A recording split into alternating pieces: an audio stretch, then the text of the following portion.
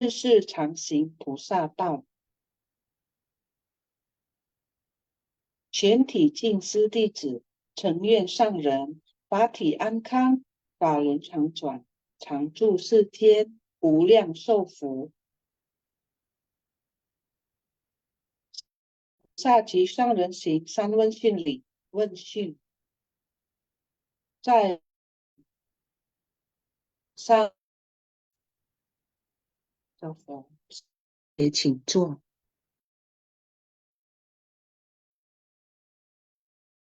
好, Kangen Indrawati Sece yang sudah membacakan. Kangen Sangren Kaisar, kangen semua Sisung Sece yang sudah hadir belajar bersama pagi hari ini.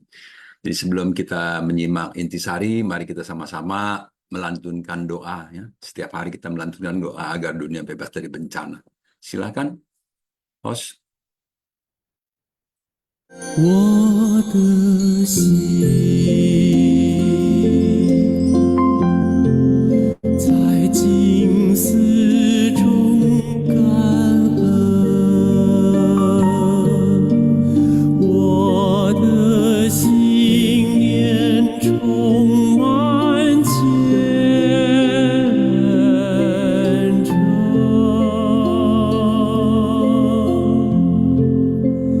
大家一起来祈祷，从不同角落地点，祈求平安吉祥满人间。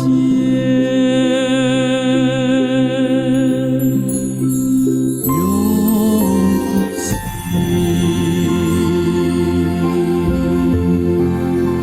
祈祷，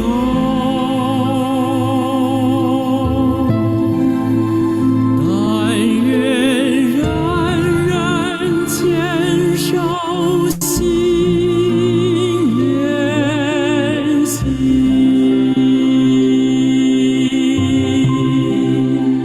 开启光明道爱，徜徉智慧福德，娑婆世界现光明。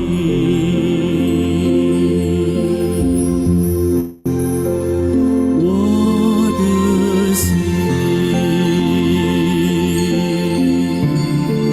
在静思中感恩，我的心念上的诸佛心。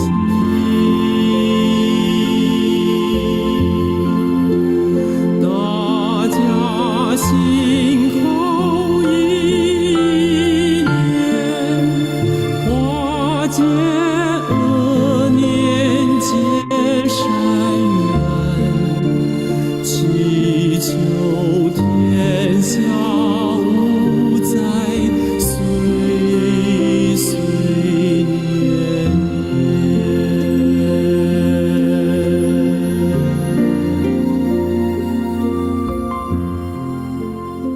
Semoga manusia tersucikan, masyarakat damai dan harmonis, dunia bebas dari bencana. Demikian doa kita semuanya ya, Sesung Sece. Jadi pagi ini kembali berjumpa dengan saya, Hoklai dari Jakarta, ya Sesung Sece. Kita sekarang sama-sama menyimak kembali intisari yang sudah dibuat oleh tim Sinpasyang. Kangen tim Sinpasyang semuanya. Sanubari teduh Dharma bagaikan air 021. Kondisi batin. Ya. Silakan kondisi batin. Dhamma yang penuh kebijaksanaan membangunkan bumi yang tertidur lelap. Sinpasyang Dhamma bagaikan air episode 021 kondisi batin. Yang pertama, kita setiap hari selalu mengatakan, Dhamma bagaikan air. Hati setiap orang hendaknya dibersihkan setiap hari. Untuk membersihkan hati, kita harus senantiasa mempraktikkan Dhamma.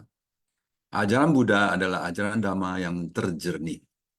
Karena kita semua adalah makhluk awam, dan batin kita diliputi noda.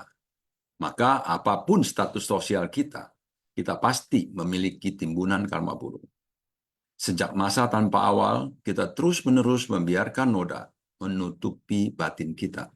Karena itu, setiap saat kita harus sungguh-sungguh membersihkan lahan batin kita.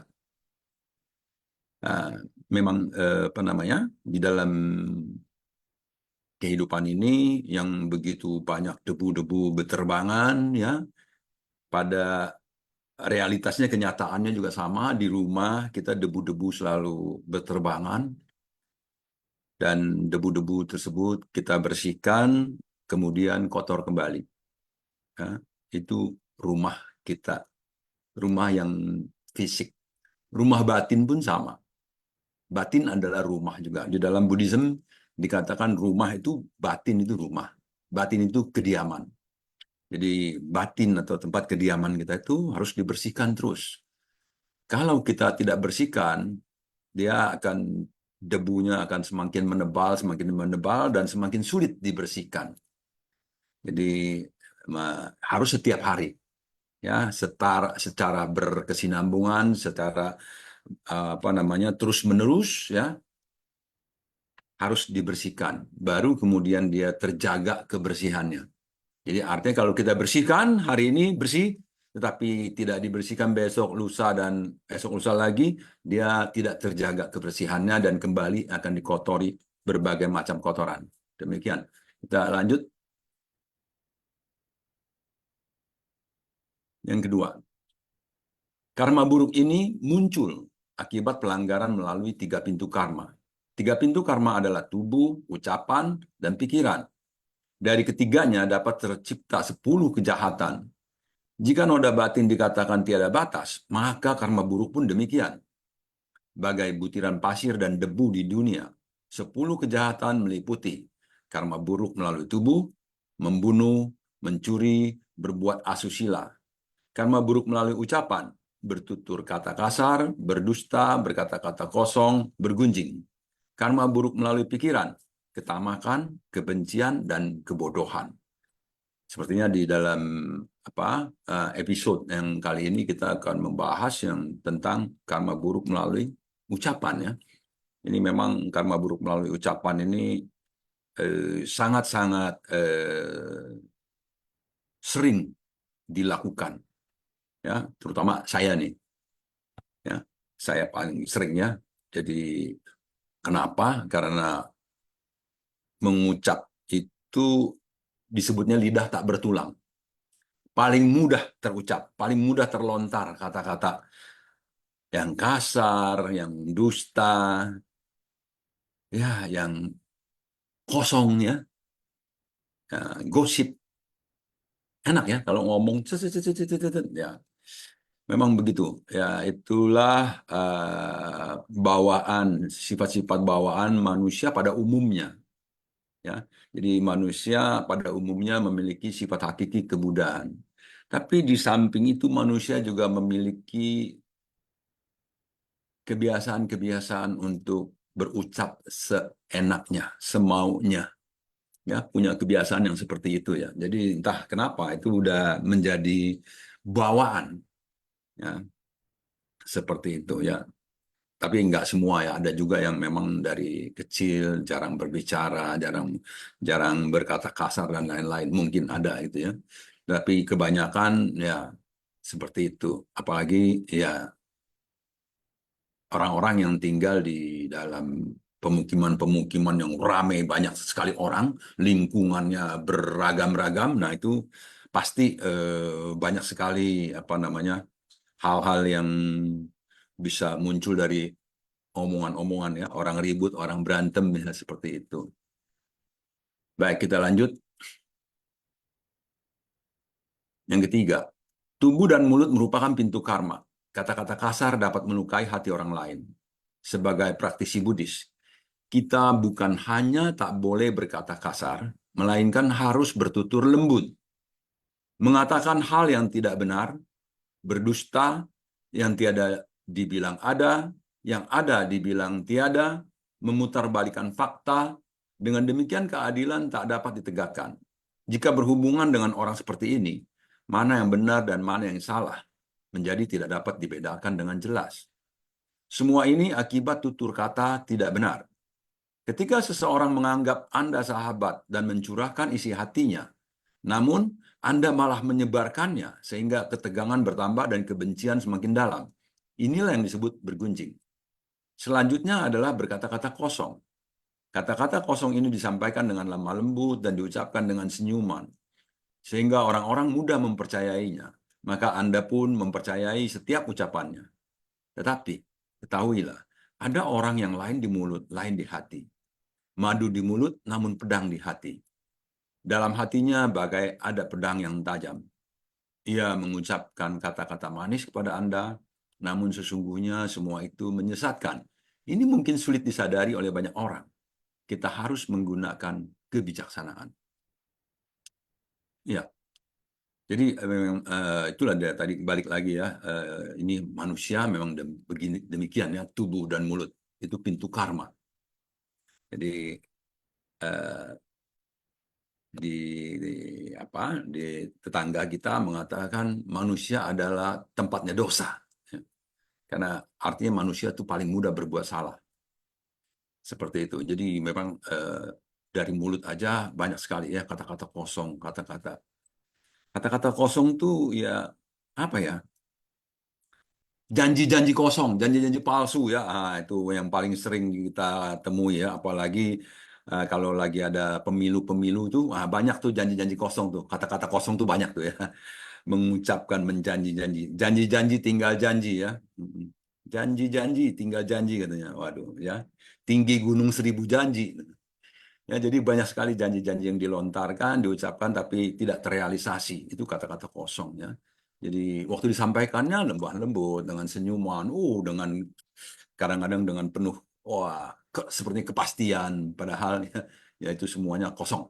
Ya demikian ya, dan kemudian juga ada banyak orang yang tidak bisa dipercaya. Nah, kalau kita bilang ada banyak orang tidak bisa dipercaya, kita selalu harus bertanya pada diri sendiri, apakah saya bisa dipercaya? Nah, kalau teman saya curhat kepada saya, apakah saya tidak menyampaikannya kepada orang lain?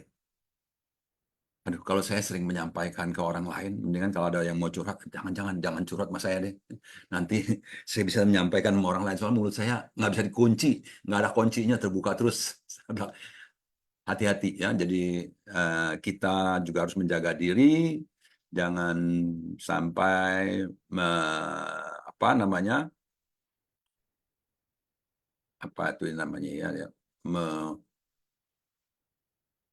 membuat orang menjadi tidak percaya ya.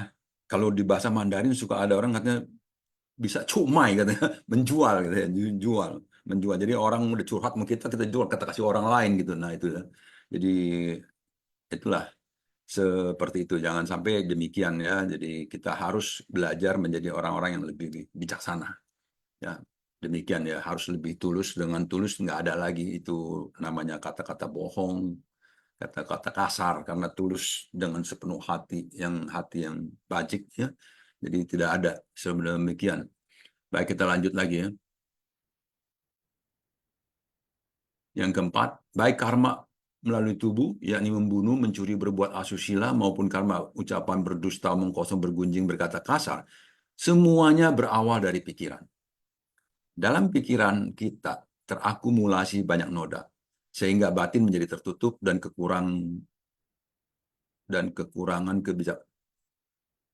sehingga batin menjadi tertutup dan kurang bijaksana untuk membedakan. Kurang kebijaksanaan untuk membedakan. Karena itu kita tak dapat membedakan benar dan salah. Dan segala tindakan yang kita lakukan dilandasi kegelapan batin. Ini bagai virus yang terus berkembang. Semakin berkembang virus itu, karma buruk yang diciptakan semakin banyak. Jadi noda batin meliputi ketamakan, kebencian, dan kebohongan. Noda batin meliputi ketamakan, kebencian, dan kebodohan. Segala kejahatan yang ada di dunia ini berasal dari ketamakan. Semua dimulai dari ketamakan dan nafsu. Ada orang tamak akan kecantikan, reputasi, keuntungan, kedudukan, dan sebagainya. Ya, jadi semua karma yang diciptakan melalui tubuh dan ucapan berawal dari pikiran. Ya, jadi pikiran adalah pelopor. Jadi pikiran, maka itu kita harus terus menjaga pikiran nomor satu, menjaga pikiran. Jadi menjaga batin, menjaga pikiran. Ya, kalau pikirannya terjaga, nanti perasaannya juga terjaga. Nah, ya gitu ya. Jadi kemudian tubuhnya juga terjaga, ucapannya juga terjaga. Jadi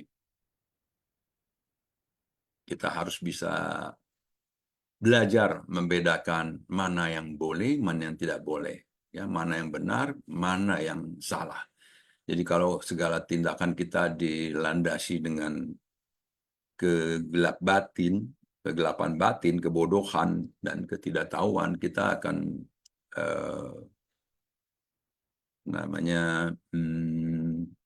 berjalan dengan tidak lurus. Nah, jalannya tidak lurus, arahnya tidak benar. Seperti itu. Sebab itu kita sekarang sudah berada di jalan Bodhisattva, jalan yang lurus dan benar. Ya, semoga kita semuanya tidak akan menyimpang lagi. Ya, dan kita tidak akan dipengaruhi oleh bukan tidak dipengaruhi ya.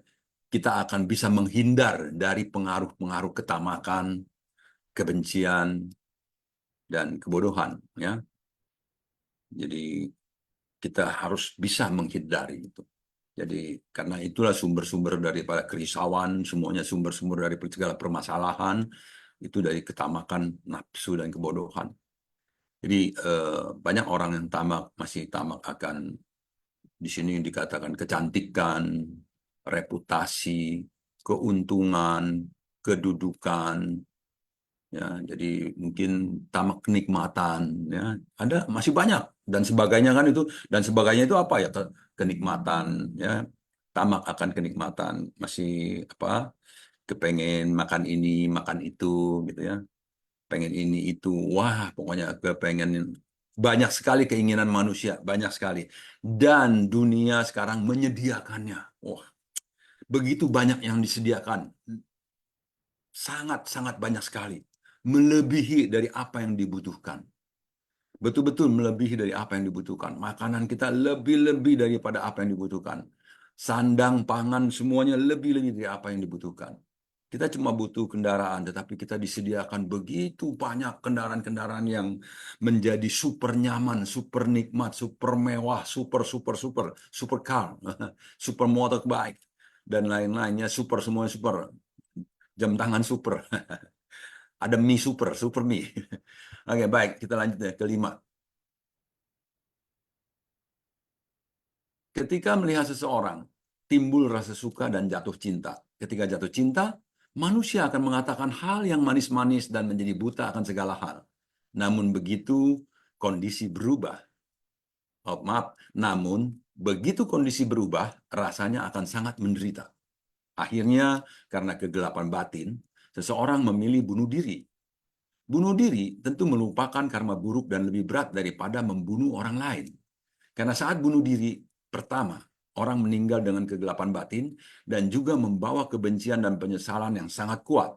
Karma dan kegelapan batin dari kebencian dan dendam ini sangatlah kuat. Ditambah lagi, dengan bunuh diri berarti menghancurkan darah daging orang tua. Karena tubuh kita ini berasal dari orang tua. Ini juga melukai hati orang tua.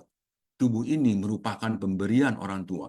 Dengan bunuh diri, kita merusak darah daging dan melukai hati orang tua. Karma buruk ini sungguh berat. Bunuh diri bukan saja merupakan yang terberat dari 10 karma buruk, melainkan juga merupakan sikap durhaka yang menyakiti hati orang tua. Terlebih lagi, hatinya menyimpan kebencian dan dendam. Bayangkan betapa beratnya karma buruk ini. Wah, luar biasa ya, Suci ya. Jadi kalau kita dengar ada yang bunuh diri, betapa menyedihkan, betapa tragisnya. Ada lagi yang bunuh diri bawa anaknya lagi, ya. Udah bunuh dirinya sendiri, bawa anaknya lagi, bawa suaminya atau bawa istrinya. Sedemikiannya ya. Jadi kenapa bisa terjadi bunuh diri? Karena ketidakpuasan, karena tidak bisa menerima keadaan, karena merasa putus asa, karena merasa jalannya sudah buntu. Nah, semua itu adalah kebodohan. Mudah-mudahan kita semuanya jauh daripada pikiran-pikiran yang mau bunuh diri seperti itu ya. Saya heran juga ada orang yang berpikir mau bunuh diri. Kalau di awal ini jatuh cinta itu bisa menyebabkan orang bunuh diri banyak banget ya. Jatuh miskin juga ada, jatuh miskin jadi bunuh diri ada juga ya. Karena tadinya kaya raya, banyak bermain judi dan lain-lain sehingga banyak hutang, jatuh miskin, tidak tahu bagaimana membayarnya, maka bunuh diri dari atap yang tinggi ya dengan membawa keluarga. Luar biasa itu, betul-betul tragisnya. Demikian ya, namanya udah jatuh, mestinya kan harus bangun gitu ya. Kalau jatuh nggak bisa bangun, nggak bisa move on, akhirnya pikirannya buntu seperti itu. Karena itu kita harus mencari pencerahan. Jadi gelap batin menjadi tercerahkan nanti dengan apa? Ya belajar dharma. Makanya beruntunglah kita yang bisa mendengarkan dhamma. Karena dhamma bagaikan air yang bisa mencuci bersih batin yang kotor, menjernihkan hati yang kotor. Demikian ya. Jadi kita betul-betul makanya fofanan wen iwan. Jadi dhamma itu sulit didengarkan, tapi kita sudah mendengarkan. Tiap hari kita mendengarkan, bahkan kita sering berbagi, ya saling berbagi, saling sharing. Wah itu luar biasa. Kita punya berkah luar biasa. Genggam terus berkah ini sesungguhnya ya. Jangan kita lepaskan. Jadi tubuh ini pemberian orang tua kita. Jadi kita menggunakan tubuh, batin, ya dan jasmani ini untuk menyerap dharma, lalu mempraktekkan dharma. Oh bahagia banget ya. Jadi kita tidak lagi dipengaruhi oleh tadi ketamakan itu ya, ketamakan, kebencian dan kebodohan yang bisa merusak kehidupan kita ya, seperti itu. Jadi hati kita jangan sampai ada menyimpan benci dan dendam. Yang mesti kita simpan adalah cinta. Ya, jadi cinta yang universal, cinta yang tidak melekat, cinta yang tidak bersyarat. Ya, kalau cinta yang antara pria dan wanita itu kan banyak yang bersyarat. Ya, kalau kamu tidak mencintai aku pun tidak akan mencintaimu. Ya, ada lagi yang aku sangat mencintaimu. Kalau kamu tidak mau membalas cinta aku bunuh kamu. Aduh, gawat. Udah, kita lewatin aja yang begitu ya. Kita langsung ke 6. Manusia diliputi kegelapan batin yang terus-menerus bertambah. Virus batin sungguh menakutkan. Karena itu, harap semua lebih bersungguh hati untuk membersihkan lingkungan. Karena itu, harap semua lebih bersungguh hati. Untuk membersihkan lingkungan dibutuhkan air. Demikian pula kita membutuhkan air dhamma untuk membersihkan batin kita. Demikian pesan dari guru kita, ya, sang dan mengatakan bahwa kita harus bersungguh hati. Kita semuanya membutuhkan air dharma. Ya, jadi beritahulah kepada teman-teman kita bahwa kita semua membutuhkan air dharma. Kita beritahu kepada teman, kita beritahu kepada keluarga dan semuanya. Semua orang membutuhkan air dharma.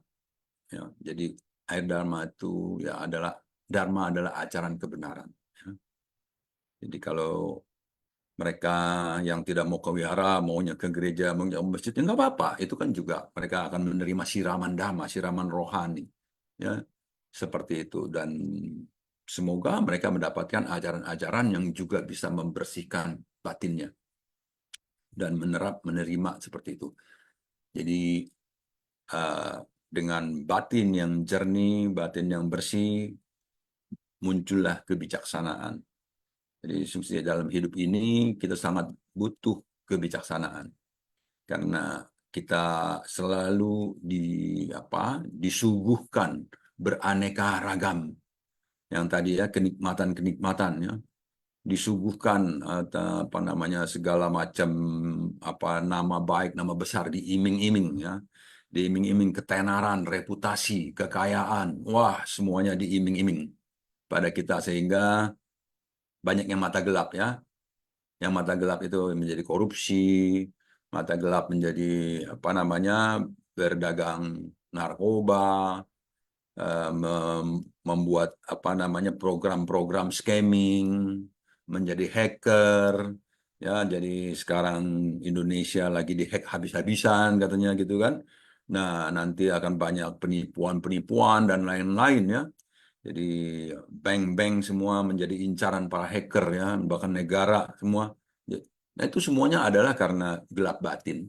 Karena mereka menginginkan sesuatu, ya mungkin materi, kekayaan, ketenaran, dan lain-lain. Mencari kepuasan-kepuasan yang tidak pernah ada ujungnya. Demikian, kita sambung lagi. Yang ketujuh, apakah ada? Nggak ada, kangen semuanya sesungguhnya. Nah, kini tiba sesi sharing. Kita sekarang pukul 7.40. Kita masih punya waktu 1 jam 20 menit. Ya. Cukup buat kita sharing. Yang pertama, Vivi Liang Sece yang sudah resen dari sejak awal. Silakan Vivi Liang Sece. 感恩三等开师，感恩师兄师姐，感恩后来师兄。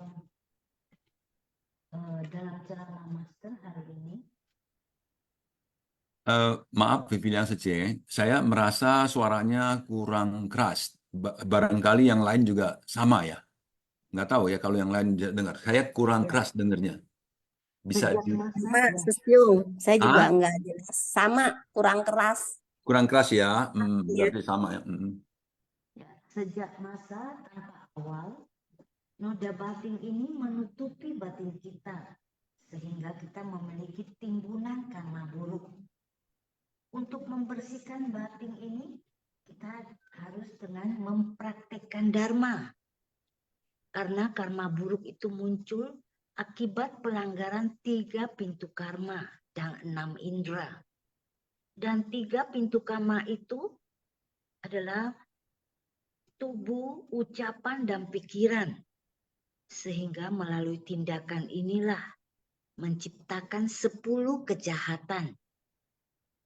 Karma buruk melalui tubuh dan juga melalui ucapan dan juga melalui pikiran ini tadi sudah dijelaskan oleh Sesiong Oklai ya. Jadi kita hanya mengatakan bahwa Master mengatakan bahwa pembunuhan itu merupakan karma yang paling berat.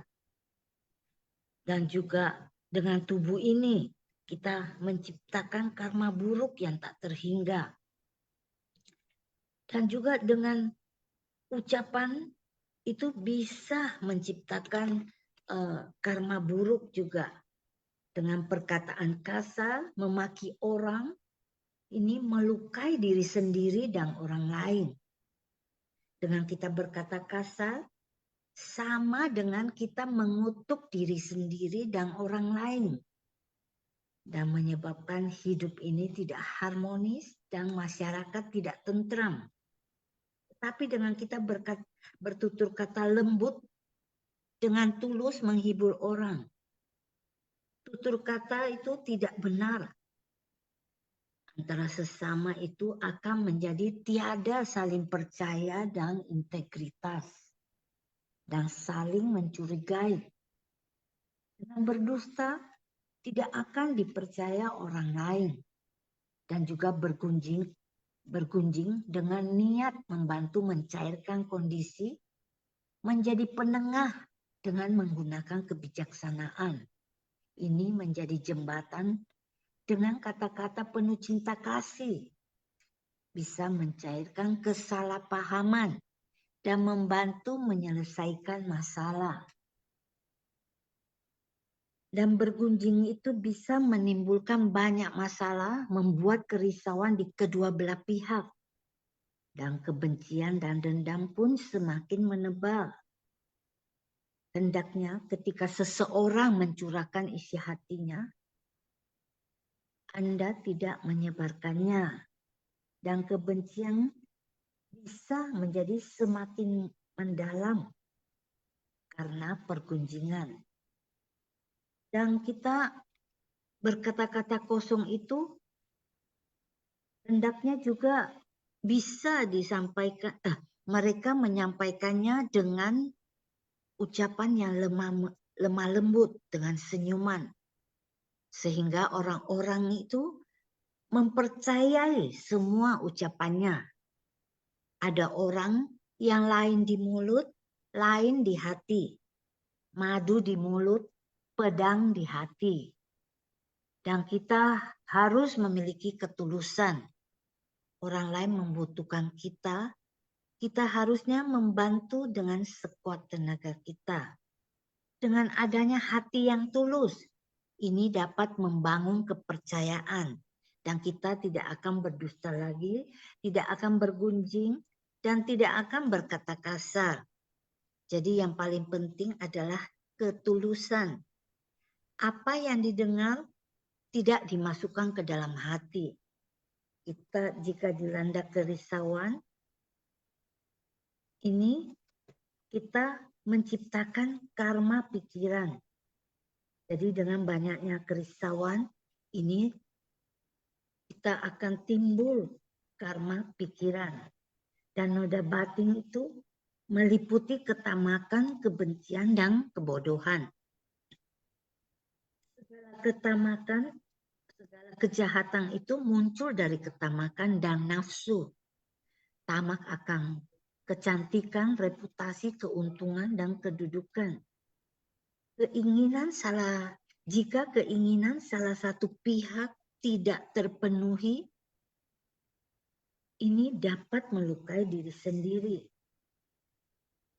Ini biasanya terjadi akibat kegelapan batin dalam cinta asmara, menghasilkan kekuatan karma yang besar, dan cinta tidaklah kekal, dan pikiran mengalami fase timbul, berlangsung, berubah, dan lenyap. Yang dimaksud di sini adalah cinta kecil ya, bukan cinta universal. Dan kegelapan batin itu membawa kebencian, dendam, dan penyesalan yang sangat kuat. Sehingga jika seseorang sampai membunuh diri, itu adalah menghancurkan darah daging orang tua. Karena tubuh kita berasal dari orang tua, dan kita melukai hati orang tua itu merupakan sifat durhaka yang menyakiti hati orang tua. Karma buruk bunuh diri ini adalah yang terberat dari 10 karma buruk. Kita membutuhkan air dharma untuk membersihkan batin kita. Kang En sesiong seci. Oh, kan bilang saja ya. Ya, jadi pemberian orang tua itu harus dijaga baik-baik ya. Jadi menjaga pemberian orang tua berarti juga kita berbakti pada orang tua. Menjaga jasmani kita yang dilahirkan oleh ibu kita tentunya juga adalah bagian daripada bakti kepada ibu. Ya.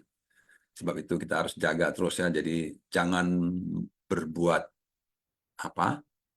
karma buruk melalui tubuh kita, ya, melalui ucapan, ya, dan juga tentunya yang paling utama adalah pikiran. Baik, kita lanjut kepada Johannes. Habis Johannes nanti Gunawati Sece ya. Yang lain silakan raise hand lagi. Kita sama-sama saling berbagi. Silakan. Pagi Sesiong. Ya, pagi anak muda. Ya, aduh, saya belum buka, nggak mudah-mudah bener lah nih. Udah lah, dibanding saya kamu separuhnya lebih. Ya, kanan-kanan ya. Oke lah. Eh, aku bertanya lagi salah nggak ya? Tapi ini pertanyaannya juga buat kita semua juga sih. Jadi tidak ditanyakan di forum. Tapi kalau misalkan Anda bisa bantu berbagi, monggo ya. Pertanyaannya sih nggak sulit ya. Mohon maaf ya. Kalau saya bertanya itu agak sedikit di luar nalar ya. Tapi ini pertanyaannya cukup penting ya. Karena tentang karma buruk dan pelatihan dan keegoan. Ya, jadi begini. Oke, langsung to the point aja ya. Kalau di mata awam, orang mau masuk ceci, itu pasti semua ngomongnya omongan apa? Klasik lah. Mau berbuat baik. Tapi begitu masuk, aku diberikan suatu fakta atau pernyataan bahwa masuk ceci itu adalah melatih diri. Ini omongan semua relawan senior ya, omongan semua relawan senior. Nah, dan juga kalau di saya jadi nambah satu kamus ini, pernyataan ketiga. Ini dari diri saya sendiri.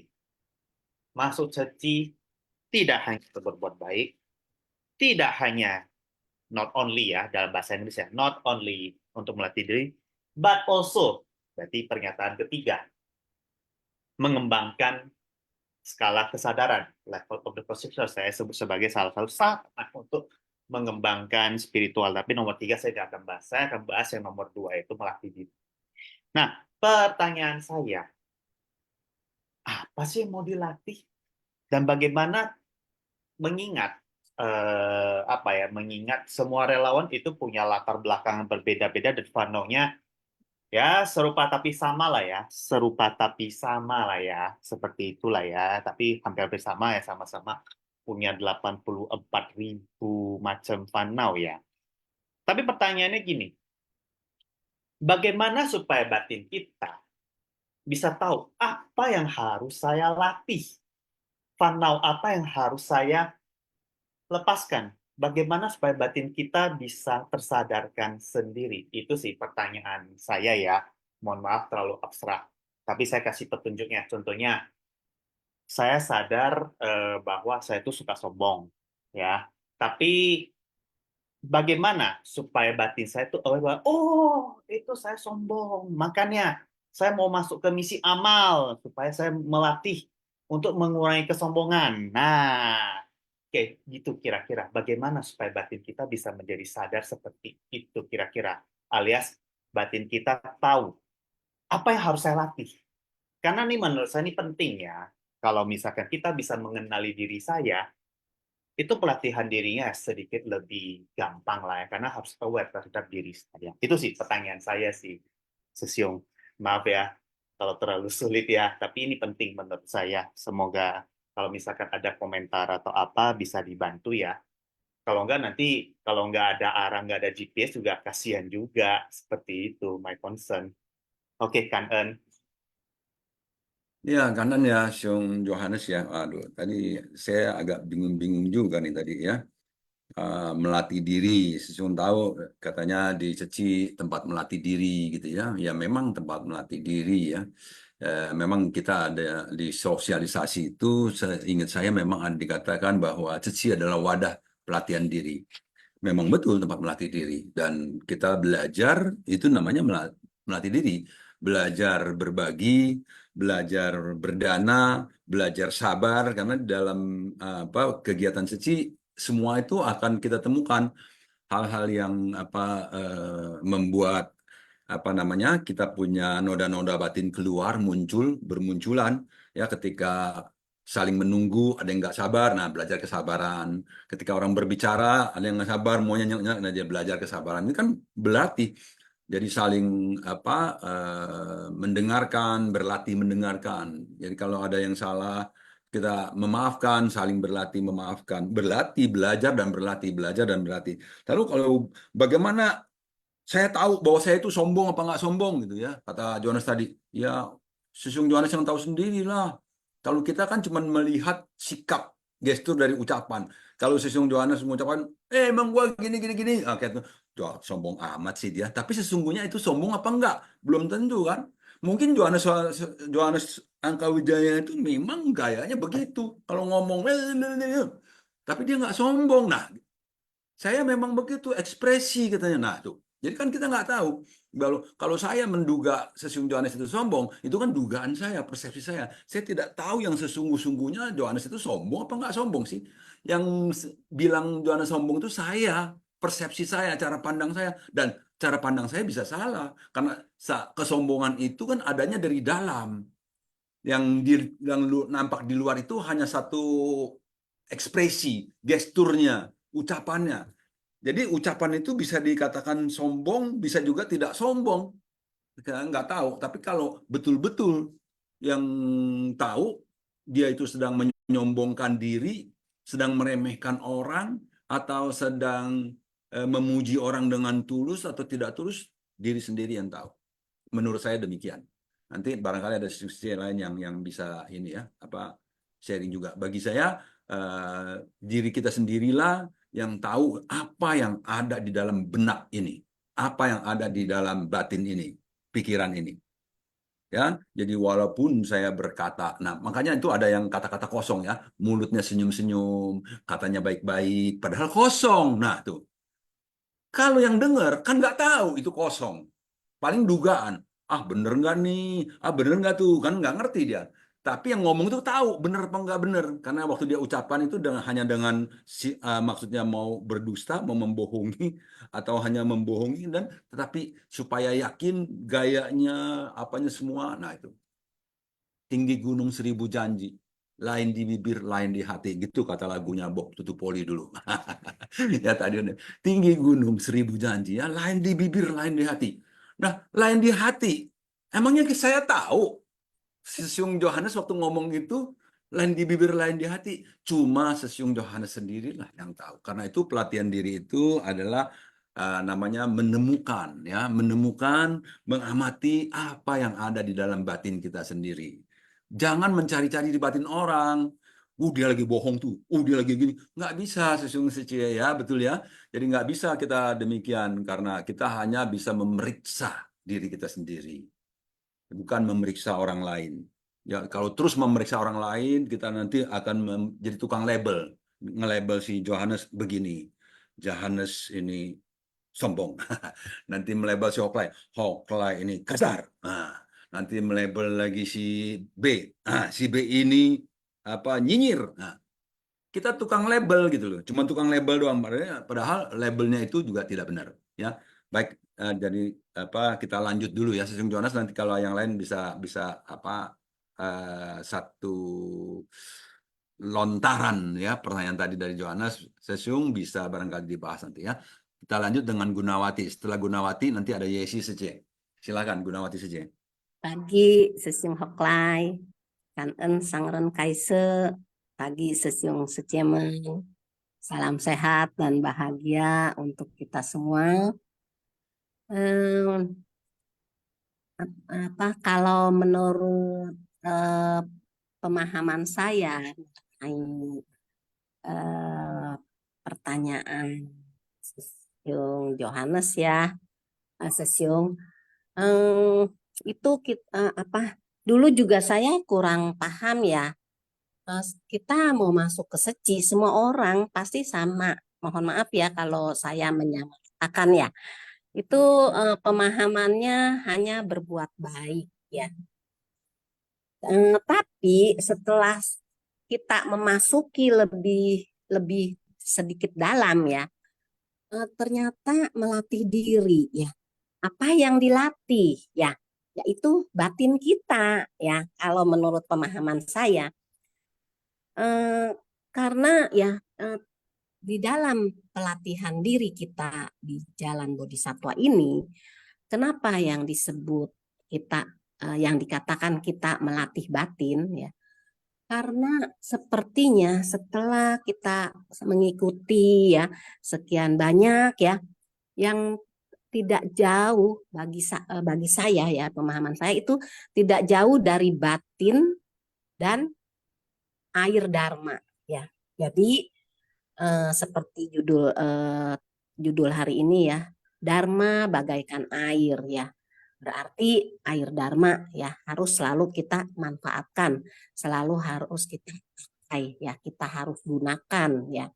Cuma jangan sekedar saya punya nih air dharma, tapi apakah digunakan, apakah dipraktekkan ya, itu ya memang harus dipraktekkan ya.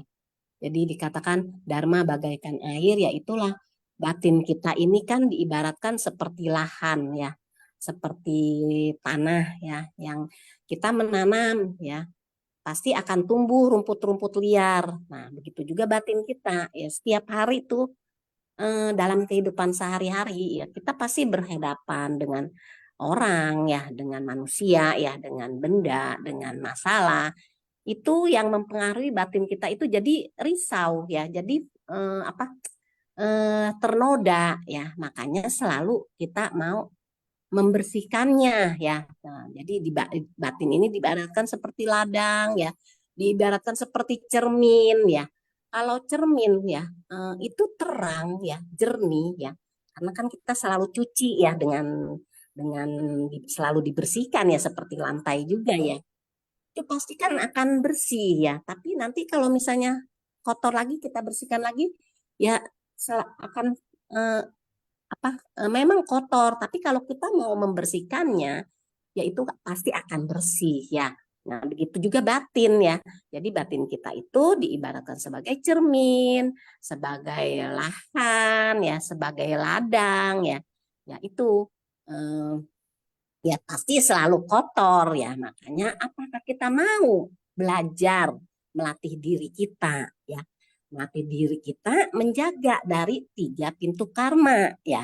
Nah, itu 3 pintu karma. Kalau kita yang positif-positif, dari pikiran yang positif akan berucap dan berbuat yang positif. Kalau kita berpikir yang negatif ya akan berucap dan berbuat ya itu 10 kejahatan tadi yang telah sama-sama kita simak ya. Nah, kemudian dari pikiran ya, kan tidak terlihat, kita bisa menanam atau bisa timbul ketamakan, kebencian, dendam ya, kegelapan batin ya, karena kita bodoh, tidak bisa membedakan mana yang benar dan mana yang salah. Nah, itu ya yang selalu harus mau kita latih, mau kita selalu dikatakan sama master, ketulusan, kebenaran, keyakinan, dan kesungguhan hati. Nah, itu memang harus kita praktekkan ya. Khususnya 6 paramita dan ribuan prakteknya ya. Jadi setelah kita melatih diri kan harus mau menjadi yang selalu menjadi manusia, menjadi makhluk awam menuju ke praktisi ya, itu melangkahnya selalu menjadi tersadarkan. Nah, bagaimana kita tersadarkannya? Yaitu ya kembali semua pada diri kita sendiri ya. Ya misalnya saya berucap, Gunawati Seceh ucapannya sombong sekali ya. Ya itu kan mungkin menurut pemahaman orang lain ya, tapi menurut kita oh iya ya sepertinya saya tadi berucapnya sombong. Nah, kita introspeksi, nah kemudian kita bisa bertobat, oh maaf ya lain kali saya tidak berucap seperti itu. Nah, karena kenapa kita sedang melatih diri supaya kita selalu menjadi orang yang tersadarkan. Apakah ucapan kata-kata saya tadi menyinggung orang lain ya, oh iya ya ternyata maaf ya, kok tadi gara-gara saya menanyakan satu masalah saja, padahal tujuan saya itu benar menurut saya.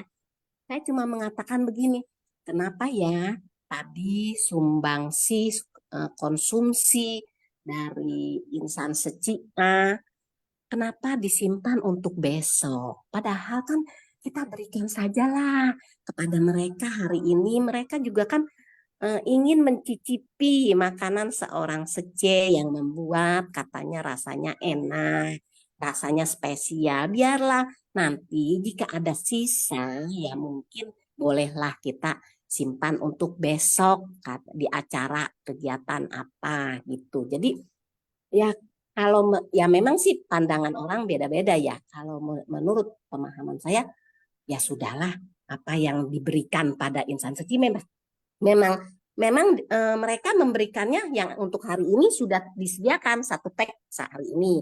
Yang untuk besok ya mereka sudah sediakan gitu. Tapi ada insan Seceh itu menyembunyikan gitu.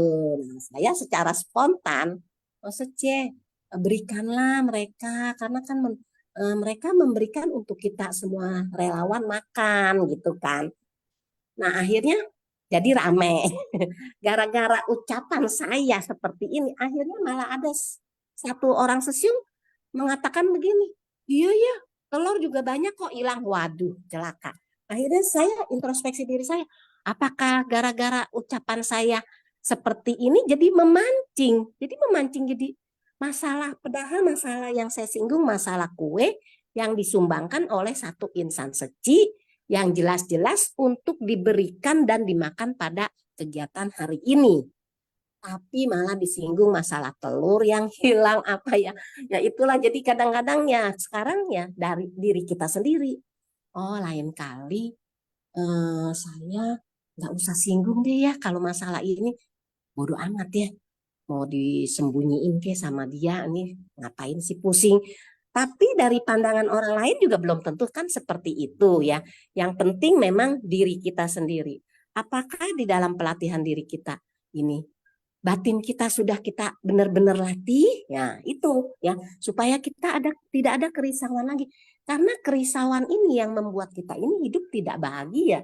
Setiap hari akhirnya kita tidak ada berpikir yang positif, tidak ada berucap yang positif, tidak ada yang berbuat bertindak yang positif ya. Karena apa?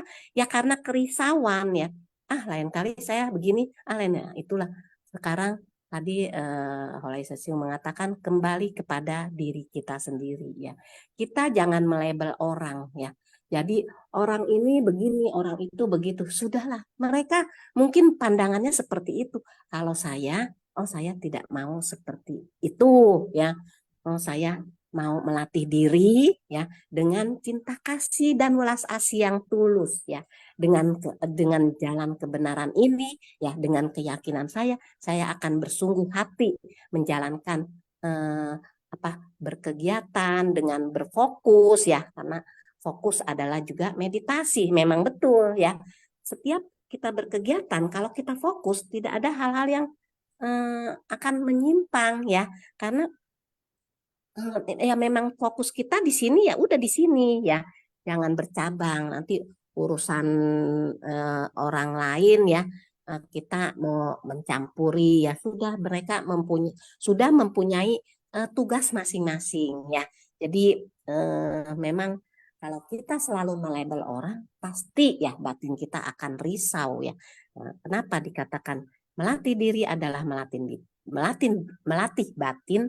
Karena kita ingin tuh batin kita itu semuanya seperti batin semula ya, yang bersih, yang jernih ya. Karena kita sering bergesekan dengan orang lain ya, kita bersentuhan atau melihat dengan benda, melihat ada masalah. Nah, disitulah timbul noda batin kita, delusi kita ya. Jadi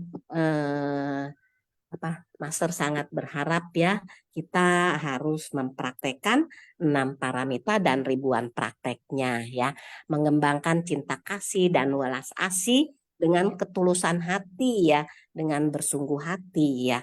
Jadi inilah menurut pemahaman saya ya, pelatihan diri itu yaitu mengembangkan prinsip kebenaran ya. Berpaling pada ketidakbenaran atau kesalahan ya. Jadi kita ada kesalahan, kita harus berpaling ya. Jadi begitu ada kebenaran, kita harus terus berjalan, terus melangkah maju ke depan ya, karena jalan yang sedang kita tapaki ini sangat panjang ya, sangat lurus, sangat luas. Jadi kita jangan berhenti ya, tapi kita jangan berpaling ya, kita jangan tersesat atau jangan menyimpang ya, jangan menyimpang karena dengan penyimpangan kita akan menjadi tersesat ya. Itu saja ya Sesiung Hoklai yang bisa saya berikan. Kanan ya Sesiung Hoklai, kanan Sesiung Secemen. Ya, kan Gunawati Sece ya, jadi kita memang makanya harus melatih diri itu, harus menjaga batin kita, menjaga hati kita ya. Jadi kita sendiri yang tahu apa yang ada di hati kita, ini juga harus dibelajarin. Jadi pertanyaan dari Johannes tadi, Bagaimana batin kita sadar bahwa saya ini sombong? Nah, bagaimana batin kita sadar bahwa saya ini serakah? Bagaimana saya sadar bahwa saya ini masih bodoh? Nah, kesadaran-kesadaran ini, kalau kita belajar berkesadaran, itu berarti kita juga akan menemukan ego kita, ya, menemukan ego. Ini dalam pandangan saya, ya, mohon maaf ya. Jadi nanti boleh dikoreksi. Jadi ketika kita mau menengok ke dalam, itu juga kita udah mulai mengecilkan ego. Biasanya orang ego, pokoknya udah begini, udah bener. Udah begitu, udah benar. Nah, itu. Ini egonya kuat sekali. Itu kesombongannya nyata banget. Tapi kesombongan itu ada yang halus. Misalnya, saya melihat atau saya mendengarkan Johannes Sesung sharing. Saya nggak ngomong apa-apa. Johannes Sesung sharing. Saya bilang, yang begini aja sharing. Nah, sombong itu. Tapi saya nggak ucapkan, nggak ada yang tahu. Cuma di dalam hati. Tuh, kok sharing kok kayak begini sih? Ada lagi si B sharing. Aduh, si B ini sharing. Dari kemarin orang udah sharing kayak begini, dia masih sharing kayak begitu lagi. Tuh. Lagi training.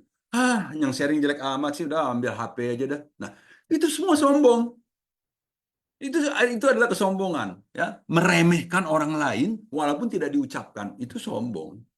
Sombongnya itu di dalam lagi, ya. Nah, apalagi tanya orang, kamu sekolah di mana? Gua di ITB tahu. Nah itu sombong itu. Ya, itu. Tapi kalau ada orang bilang, "Masa ngomong di ITB sombong?" Iya. Kalau ditanya, "Kamu sekolah mana?" Saya kebetulan di ITB. Udah. Tapi gua di ITB loh. Nah, itu kan udah menegaskan lagi ditegaskan. Nah, itu membanggakan diri, ya, membanggakan. Jadi kalau tanya, "Kamu udah berapa lama di Suci?"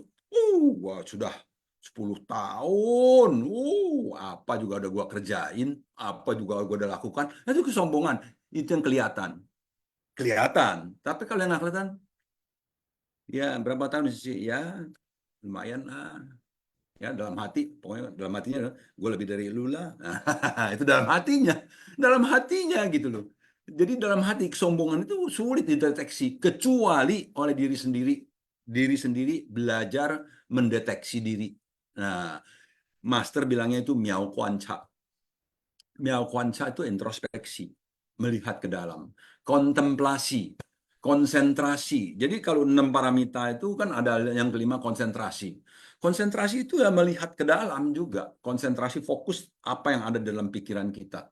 Melihat, cari, ya, kuanca, ya, melihat dan mencari apa yang muncul di dalam pikiran kita. Dan praktek-praktek perenungan atau meditasi itu membantu kita melihat ke dalam diri.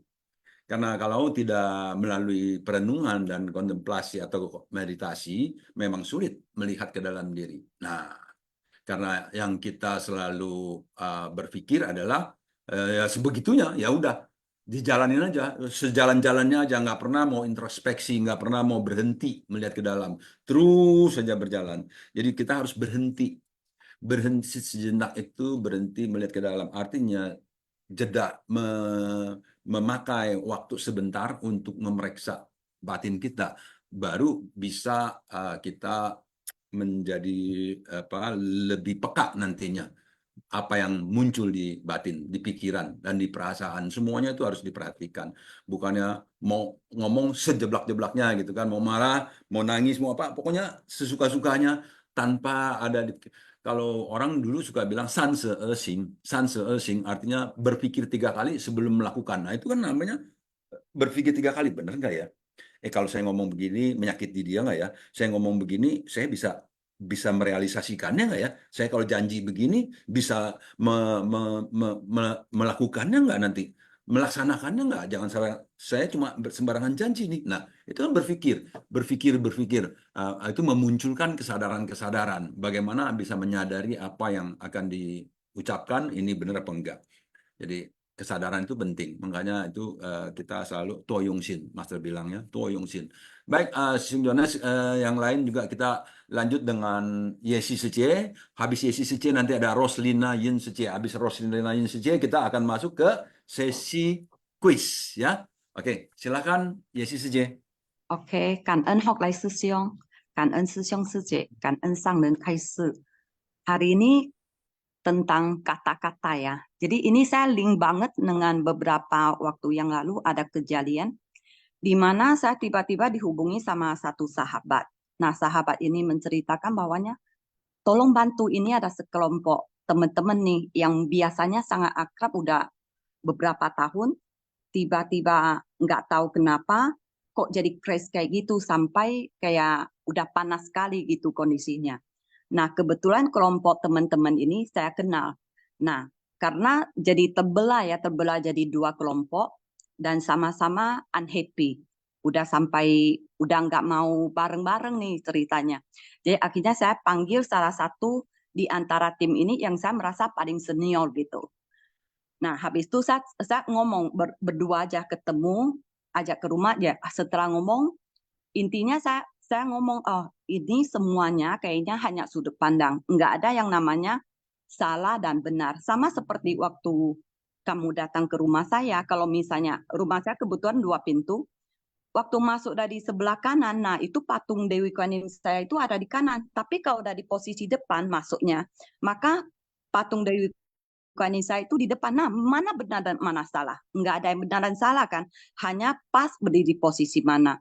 Terus saya coba ajak si A ini renungkan dari awal persahabatan sampai hari ini plus minusnya masing-masing seperti apa gitu loh. Ya kan? Jadi jangan hanya kejadian ini kita terus lupa sama semua kebersamaan ini. Pasti ada happiness-nya, ada poin-poinnya yang masih bisa kita respect di sininya.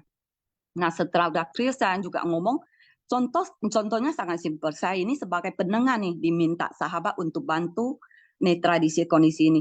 Kalau saya enggak seksama hati menyimak apa yang sudah disampaikan dari satu pihak itu, nah saya asal-asal ngomong, bukannya netralisir kondisi, malahan bikin kondisi tambah panas gitu loh. Jadi ini saya yang awalnya tujuan positif bisa aja mencerakakan gitu. Jadi sangat penting jangan pakai asumsi kita walaupun kita merasa terluka nih dengan tindakan ini, dengan tindakan itu, atau kata-kata ini, kata-kata itu. Coba direnungkan lagi dan coba kita posisikan di mereka punya posisi. Nah, dengan kayak gitu kita baru lebih akan jernih ya. Nah, setelah ini udah clear, saya udah tampung semuanya. Saya kembali lagi cari yang satu pihaknya lagi, yang juga lagi marah juga lagi karena api percikan api ini. Nah, setelah saya ngomong, setelah saya clear, saya suruh mereka tuh tulis kembali.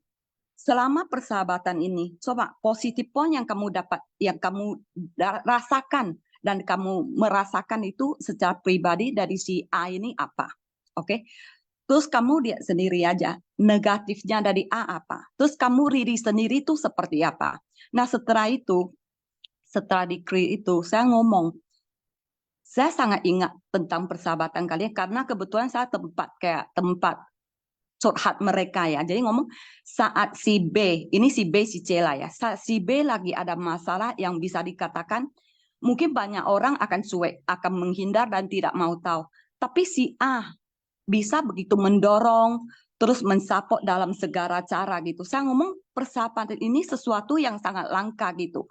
Apakah karena kejadian ini, karena kata-kata orang yang lagi panas ini membuat kita melupakan semuanya, ya kan? Nah, contoh paling simpel diri kita sendiri. Coba kita punya dila sama gigi kita, itu bagian kita yang selalu kita berusaha kontrol buat diri kita sendiri. Itu kadang aja antara dila kita sama gigi kita aja bisa kegigit. Ya kan? Nah, kalau misalnya kondisi seperti itu, apakah bisa kita membuang gigi kita atau lidah kita? Enggak kan? Kita tolong, kita ngomong, oh next hati-hati. Nah, sama seperti si A.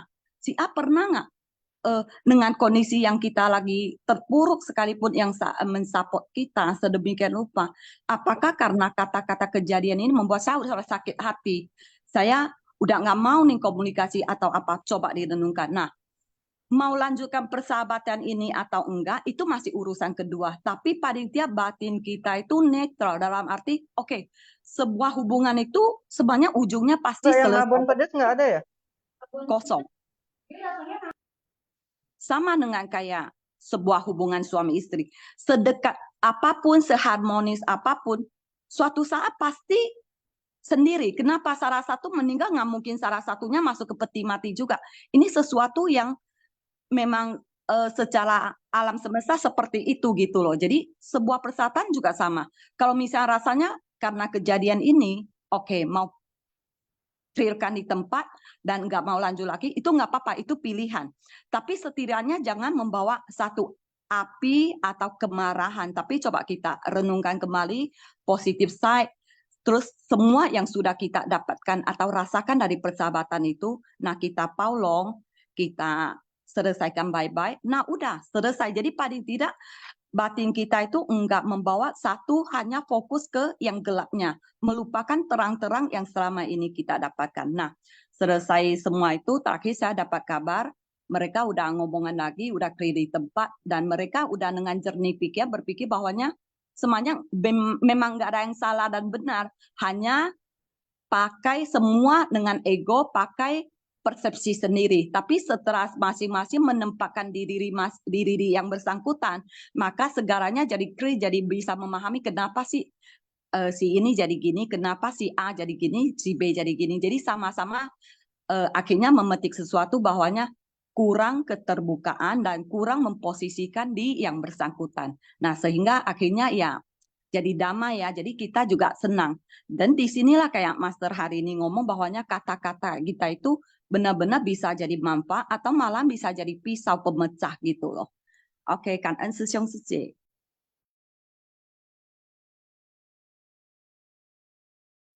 Kanan ya, Yesus memang apa namanya empathy ya, itu empathy ya. 同理大悲ya, 同理大悲. Master juga mengajarkan tuh 人伤我痛 ya. Jadi kalau kita mau berbicara atau apa tuh jangan sampai melukai. Karena kalau kita punya empati, kalau dia terluka kita juga merasa sakit. Nah, itu loh. 人伤我痛. Jadi kalau orang kena luka, kita juga sakit loh. Jadi jangan sampailah kita melukai. Ya, jangan sampai melukai.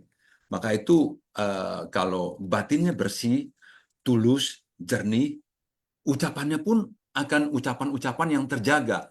Nggak ada ucapan-ucapan yang bisa menyakiti, ya.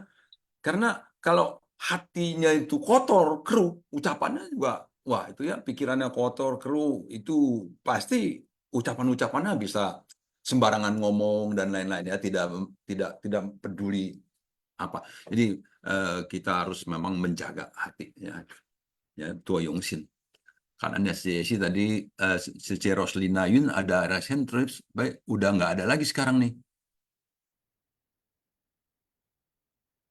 Saya lihat tadi. Oh, oke, Pak Langsung saya sedikit Kak Ya, ya. silakan. Saya ingin menjawab pertanyaan dari Johannes Sejong ya. Ini yang saya alami ya, Sejong. Saya masuk Seci tahun 2011 ya. Waktu itu saya juga tujuan saya untuk masuk Seci itu ingin berbuat kebajikan. Karena saya merasa mungkin karma lampau saya terlalu jahat ya.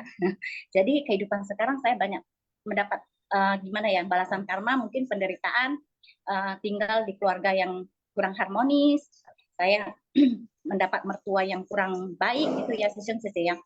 Tapi saya hanya bisa menangis. Pernah juga merasakan ingin bunuh diri ya. Tapi saya melihat Master ya waktu itu di Daai TV kok seperti menasehatin saya gitu ya waktu Sandubari Teduh. Lalu saya waktu masuk Seci, suami saya kan tidak tahu. Saya curi-curi karena suami saya waktu itu dia kan sibuk urusan dia sendiri dan dengan teman-temannya. Jadi waktu dia pergi dari rumah pagi jam 8 saya ikut kegiatan Seci.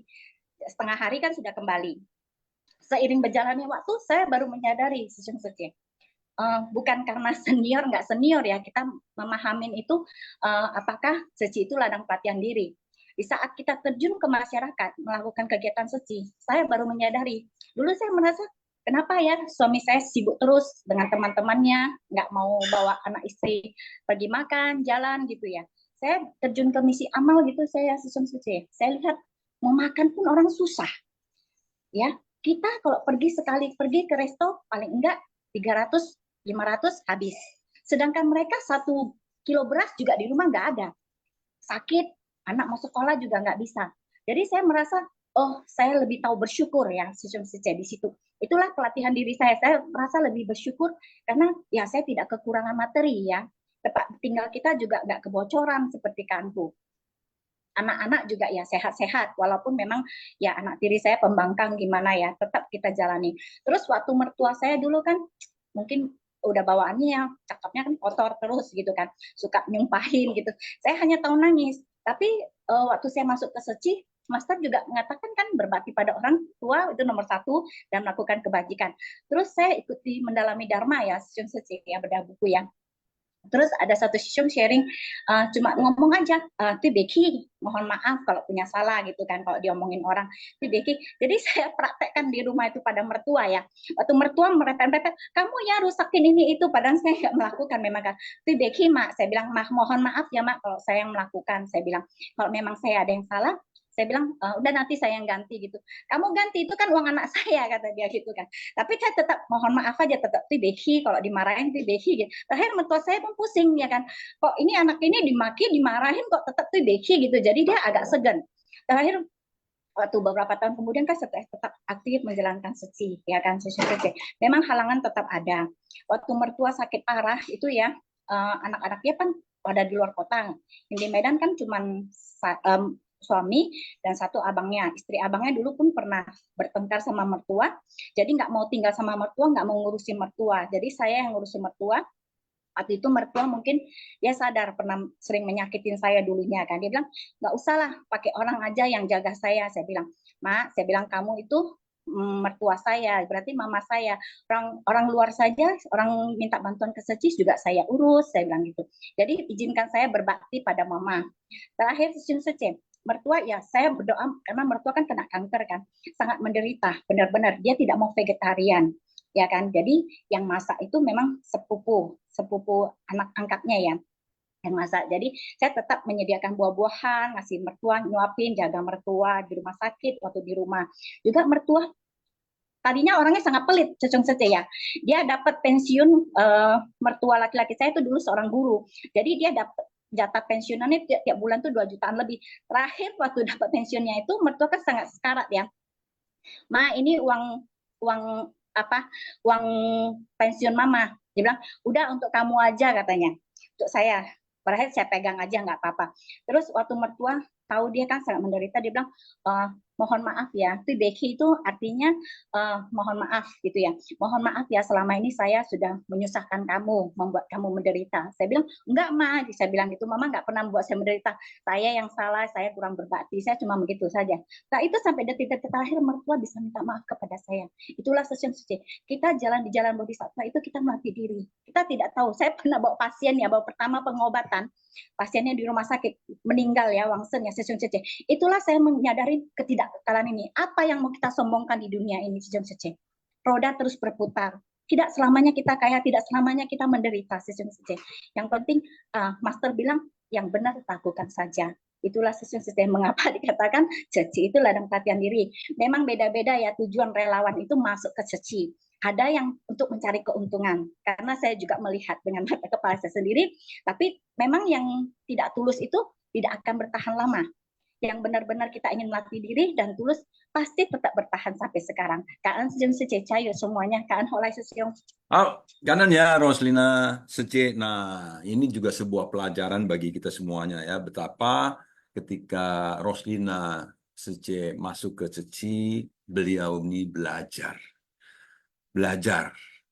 melatih diri dengan praktek-praktek yang nyata tadi ya, terhadap suami, terhadap mertua, dan itu artinya dalam belajar itu juga Roslina Sece sudah mengikis kesombongannya.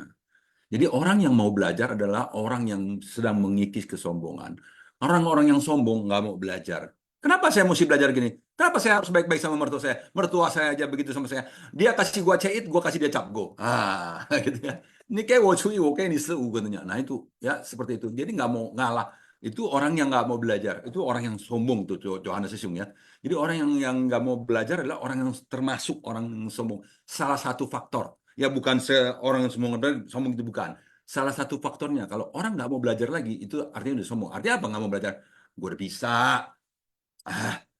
Yuk Shin Pasyang ini, gue udah ngerti. Yuk Shin Pasyang udah ada sharing. Sharingnya kayak gitu-gitu doang. Yuk Shin Pasyang lu ada manfaatnya. Udah tahu. Nah, itu orang sombong. Saya yakin itu kesombongan yang mengatakan, yang memunculkan begitu. Kalau dia nggak tahu bahwa dia itu sombong, nah itu artinya dia belum memeriksa batinnya, belum memeriksa hatinya. Ini pasti. Coba kita coba lihat sendiri. Kalau diajak mereka, oh saya belum sempat, saya mau sih. Nah itu beda loh ya. Tapi kalau jawabannya, gue udah tahu itu mah, nah itu sombong. Itu sombong, jelas-jelas. Itu jelas, sangat jelas. Bukan kesombongan yang di dalam lagi, kesombongan yang udah terpancar keluar. Tapi kalau di dalam, di dalamnya ngomongnya gua udah tahu, tapi di luarnya masih ngomong enggak lah, saya lagi sibuk nih, gini-gini. Bisa jadi, tapi jangan menduga-duga terus ya. Menduga-duga hati orang itu juga nggak benar ya. Jangan selalu menduga-duga. Kita tidak pernah tahu apa yang ada di dalam hati orang sesungguhnya. Baik, kita masuk kuis dulu. Setelah itu baru kita Ong Chi Wei Sung dan Linda Sece ya. Kita masuk kuis dulu. Host Kan-en ya. Ya, cara menjawab kuis, jawaban diketik di chat room everyone ya. Format jawaban, nomor soal jawaban, contoh jawaban 1D, 2A. Demikian ya. Semoga yang baru-baru masuk juga ikut jadi tahu ya. Kan-en, mari kita mulai. Yang pertama, karma buruk ini muncul akibat pelanggaran melalui 3 pintu karma, yakni A. Kelakuan, B. Tubuh, ucapan, dan pikiran. B. Tubuh, ucapan, C. Pikiran, D. A dan C benar, E. B dan C benar. Silakan dijawab. Saya hitung mundur. 5, 4, 3, 2, 1. Close. Ya, jawabannya adalah B dan C benar. Jadi tubuh, ucapan, dan pikiran. Kita lanjut yang kedua. Perbuatan atau karma melalui tindakan, ucapan, dan pikiran menciptakan berapa kejahatan? A 10, B 100, C 1000, D 9, E 8. Silakan jawab. Saya hitung mundur. 5, 4, 3, 2, 1. Close. Dan jawabannya semua benar. Ya 10. Kita lanjut yang ketiga. Karma buruk melalui pikiran, ketamakan, kebencian, dan A. Kebodohan, B. Kecemasan, C. Kerisauan, D. Kejahatan, E. Kekayaan. Silakan dijawab. Saya hitung mundur. 5, 4, 3, 2, 1. Oh, udah ditulis close ya. Oke, ini karena memang jawabannya tahu semua nih ya. Ini hari ini pertanyaan-pertanyaannya sangat memudahkan. Coba hari ini yang ada hadiahnya. Wah, seru pasti ya. Oke, kita lanjut. Yang keempat, perbuatan apa yang mengakibatkan karma yang paling berat? A. Pemerasan, B. Pembunuhan, C. Pertengkaran, D. Perpisahan, E. Berbohong. Nah, silakan dijawab. Saya hitung mundur. 5, 4, 3, 2, 1. Close. Pembunuhan ya. Wah, ini hostnya cepet nih, close-nya nih. Oke, yang kelima. Pembunuhan, pencurian, dan perbuatan asusila semuanya berawal dari mana? A. Kekesalan, B. Noda batin, C. Pikiran, D. Mulut, E. Tubuh. Saya hitung mundur. 5, 4, 3, 2, 1. Close. Ya, dari pikiran. Ya, semua berawal dari pikiran. Jadi ajaran Buddha itu mengatakan bahwa semua berawal dari pikiran. Oke, kita lanjut ya ke 6. 4 kejahatan dari 4 kejahatan dari karma melalui ucapan, yakni bertutur kata kasar, berdusta, berkata kosong, dan A. Bermeditasi, B. Berdoa, C. Berdana, D. Bergunjing, E. Berdosa. Ya. 5, 4, 3, 2, 1. Close. Dan jawabannya adalah bergunjing. Bergunjing itu bergosip ya. Bergunjing, gosip. Oke, selesai 6 buah pertanyaan yang sudah kita jawab semuanya dengan sempurna ya. Kita menunggu hasilnya, lalu kita persilahkan Ong Jiwe Sesiung dari Batam untuk sharing. Silakan Ong Sesiung. Kalian. Cảm ơn ông Lai Sesiong. Ya, selamat pagi Sesiong Sejie. Cảm ơn kepada Pagi. Master yang selalu membimbing kita. Ya, cảm ơn ya ông Lai Sesiong ya. Ya, cảm ơn kepada Sesiong Sejie yang tadi sharing ya. Tadi pembukaan ada bicara tentang usia ya Sesiong ya. Usia ya Jangka Wijaya ya. Ya memang saya kemarin tuh kebetulan ya lihat foto-foto orang tua saya di masa muda ya. Di masa muda ataupun kita lihat foto-foto kita 30 tahun yang lalu begitu. Ya, kita lihat orang tua kita di masa muda itu begitu ceria, semangat ya. Nah, begitu ya. Namun di usia tuanya kan mohon maaf ya orang tua saya kondisinya tidak sehat begitu ya. Jadi kita melihat ini satu perjalanan ya. Memang usia oleh sebab itu Master kan dengan foto-foto ini kita bisa melihat kebenaran ya, kebajikan dan juga keindahan ya dari foto-foto ini. Jadi nah kalau ditanya kita rata-rata usia manusia itu kan 80 tahun ya rata-rata itu kalau saya sering dengar kalau lebih itu kan berarti dapat bonus ya. Ya, jadi kalau gitu kita bisa hitung juga ya kira-kira kita masih punya waktu berapa lama begitu karena dalam hidup ini kan kita melatih batin yang tadi Sesung sampaikan ya, dia seperti membersihkan rumah. Ya memang boleh dibilang kehidupan ini dibentuk oleh kehidupan seorang manusia itu dibentuk oleh keinginan-keinginannya. Ya keinginan-keinginannya. Jadi kalau kita bicara mengenai batin ataupun mengenai pikiran, maka hampir sepenuhnya itu adalah keinginan-keinginan. Jadi kalau kita melatih diri, berarti kita melatih juga keinginan ini apakah sesuai dengan prinsip yang benar atau prinsip yang tidak benar, begitu ya. Nah, tadi juga mendengar sharing dari Sicie ya, yang setelah berjalan di jalan Seci, ya keinginan yang kurang baik berubah menjadi keinginan yang baik. Jadi kalau kita tadi juga Sesung sampaikan mencatat ya. Jadi kalau kita bisa mencatat keinginan kita sehari misalnya 5 sampai lebih begitu ya. Apa sih keinginan-keinginan kita ini? Nah, baru kita bisa mengoreksi.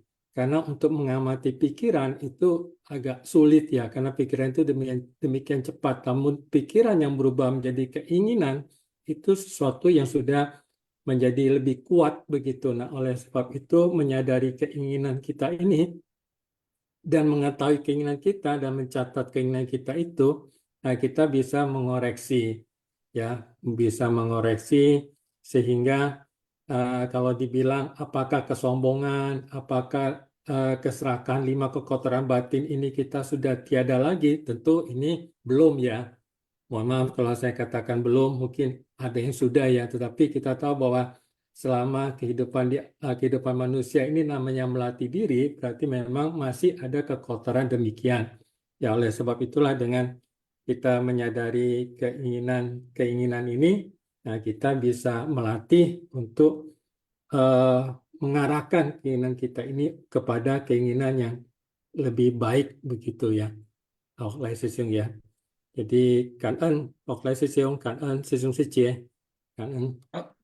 Kanan ya Sesiung Ong. Ya kita mengarahkan keinginan-keinginan ya dan tadi kata-kata Sesiung Ong yang saya sangat itu masih ada waktu. Nah, ada kata-kata masih ada waktu ya. Jadi sebetulnya tentang waktu itu, waktu usia adalah waktu adalah usia. Jadi lamanya kita hidup itu juga waktunya kita hidup di kehidupan ini. Apakah kita masih ada waktu besok lusa? Tidak pasti loh sesungguhnya ya. Tidak pasti. Jadi karena itu keinginan untuk melatih diri, keinginan untuk berubah, dimulailah dengan hari ini. Kalau kemarin belum berpikir nggak apa-apa. Hari ini dimulailah hari ini. Startingnya dimulailah hari ini. Jangan bilang, wah saya sudah terlambat. Nggak ada kata terlambat. Nggak ada kata terlambat. Dimulailah hari ini. Karena hari ini kita masih ada waktu hari ini. Nah, Ya itu lagunya Ebit juga tuh. Ebit bilang masih ada waktu ya. Bersyukur kita masih punya waktu hari ini. Ada hari ini. Jadi hari inilah kita mulai keinginan-keinginan yang untuk merubah diri, keinginan untuk berbakti, keinginan untuk belajar, keinginan semua hal-hal keinginan yang baik, bukan keinginan untuk bersolek, keinginan untuk pedikur, manicure, keinginan untuk merubah ini itu ya. Nah, merubahlah ke arah yang baik-baik, kebaikan-kebaikan, bukan soal apa namanya materi-materi. Ya, materi-materi itu biarkan berjalan dengan ininya sendiri ya nanti ya. Pasti kita juga pasti akan mencari, tetap mencari ya. Ingin lebih maju ya boleh dong, ingin lebih maju. Tapi jangan lupa balancing the life ya. Kita harus membalancing ya, menyeimbangkan kehidupan kita karena hidup kita bukan hanya materi. Hidup kita itu ada batin kita ya. Batin itu makanya segala hal awali dipelopori oleh pikiran. Jadi pikiran harus jernih. Demikian yang saya ketahui juga ya. Mohon maaf ya, kita lanjut dulu ke Linde Secie. Ya, silakan Linde Secie. Pagi, chào anh Học Lai Sư Xiong. Chào. Cảm ơn cảm ơn sang人开始ya pagi semua Sư Xiong. Hari ini sanubari teduh ya, Dharma bagaikan air, tentang kondisi batin ya. Jadi kita hari ini tentang manusia awam sering diliputi oleh kejahatan batin ya. Bagaikan virus ya yang ada di dalam batin kita yang terus menerus. Ketika kita tidak menyadarinya akan sangat membahayakan. Ya bisa sampai umpamanya seperti kita memilih untuk bunuh diri. Jadi dari 4 dharma ya, praktek dengan 4 dharma memang harus kita melakukannya dengan bersungguh hati ya, melalui dari ucapan, pikiran dan perbuatan. Jadi dari ucapan inilah yang harus kita yang kita keluarkan. Kadang kita keluarkan itu bukan sengaja ya, tetapi yang mendengarnya itu pun yang lain. Jadi ucapan itu memang harus hati-hati. Malah mengenal tentang gimana ya kita menurut pandangan masing-masing ya, apakah kita melihat orang yang kita sayangi meninggal, apakah kita boleh menangis dengan kuat-kuat ya. Sebenarnya itu tergantung pemahaman dan keyakinan kita dalam ajaran Buddha. Ya. Apakah orang yang belum mengerti ya dengan ajaran Buddha, apakah mereka boleh melihat orang yang dia sayang itu meninggal dunia dengan tiba-tiba? Sebenarnya itu boleh ya. Jadi saya teringat ya waktu nenek saya tuh meninggal. Ya waktu saya masih kecil sih. Saya sangat sedih ya. Sedih kali. Mereka itu di ruangan yang terbuka ya. Saya sendiri yang sangat sedih. Sedih kali. Ya, tetapi sedihnya itu bukan main teriak-teriak, enggak ya. Tapi ada satu tante ya, dia menjalankan di depan saya. Dan juga dia menanyakan ya yang di sekitar duduknya, kenapa dia nangisnya seperti begini ya. Ini menurut dia, saya merasa ya, menurut dia itu orang tuanya sudah begitu tua ya, sudah 86 tahun meninggal ya. Mungkin dia merasa itu sudah cukup ya, umur sekian ya, buat apa untuk menangis lagi ya. Tetapi saya dalam hati kecil saya tuh bilang, kamu nggak tahu betapa saya sangat sayang sama nenek saya. Nenek saya itu banyak ya yang ada momen-momen ya yang waktu kecil-kecil sering main-main ya sama cucu-cucunya ya. Banyak berpergian, banyak yang pokoknya banyak ya yang momen-momen yang sangat bahagia. Jadi tidak tahu kenapa mendengar dia meninggal ya bisa sampai tidak bisa untuk menerimanya. Ya, jadi saya tidak menyalahkan dia, ya, saya tidak menyalahkan dia karena saya merasa dia tidak mengetahui momen-momen yang ada pada saya sama neneknya. Ya, terus saya mendengarnya begitu, saya jadi stop ya menangisnya ya. Saya jadi stop menangisnya. Mungkin dia adalah suatu kebaikan untuk saya bisa berhenti untuk menangis. Ya, dalam ajaran Buddha, ya, dalam ajaran Buddha yang membimbing, Sang Buddha membimbing kita supaya kita bisa untuk menerima ya kepergian pada orang-orang yang kita sayangi. Kita harus memberikan doa ya, doa ketentraman, kedamaian, dan ketenangan untuk keluarga yang telah meninggalkan kita. Ya, jadi itulah yang harus mempraktekkan karena kita telah mendengarkan ya dharma-dharma ya, setiap harinya. Ya, jadi Kak En ya semua Sisyong Sejie. Kak En Hao, Holo Sisyong. kanan ya, Linda Sejie. Ya, jadi kalau ada hal-hal yang terjadi, peristiwa yang terjadi di sekeliling kita, ya seperti juga tadi kalau ada kematian gitu ya, ya kita harus bisa menerimanya karena memang ajaran Buddha kita juga tahu ada Sen Laoping ya, jadi lahir tua sakit mati.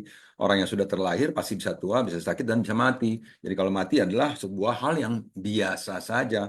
Itu memang apa sebuah apa namanya itu ya